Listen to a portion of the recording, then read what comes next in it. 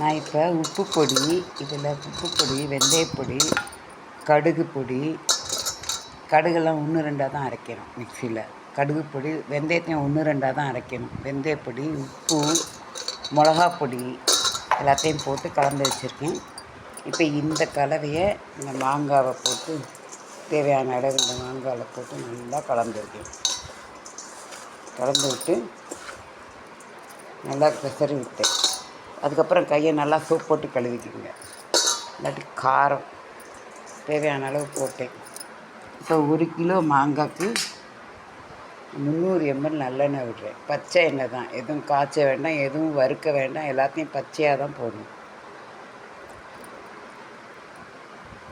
போட்டு இப்போ மரக்கரண்டியால் நல்லா கலந்து விட்டு இப்போ நான் இதை உங்களுக்கு காட்டுறதுக்காக வேண்டி இவ்வளோ பெரிய எவர்சிலர் பாத்திரத்தில் போட்டிருந்தேன். எவர்சிலர் பாத்திரத்தில் போடக்கூடாது. நான் இதை அப்படியே எடுத்து இந்த ஜாரில் ட்ரான்ஸ்ஃபர் பண்ணிவிடுவேன். ஓகேவா? இவ்வளோதாங்க. இதோட கொத்துக்கடலையை கொஞ்சம் எடுத்து இதோட கலந்து விட்டுறணும். ஆவக்காய் மாங்காயோட கொத்துக்கடலையும் சேர்ந்து ஊறி செம்ம டேஸ்ட்டாக இருக்கும். ஆவக்காய் மாங்காய் ரெடி. இன்னும் 1 வாரம் கழித்து சாப்பிடுங்க.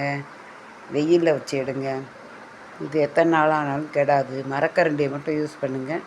ஈரம் பற்றக்கூடாது, கவனமாக இருக்கணும். ஓகேவா? தேங்க்யூ.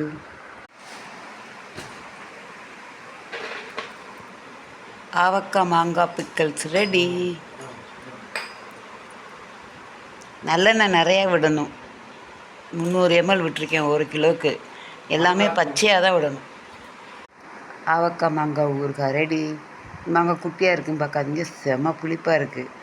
நல்ல புளிப்பு மாங்காய் தான் இந்த ஊறுகாய்க்கு நல்லாயிருக்கும். தேங்க்யூ.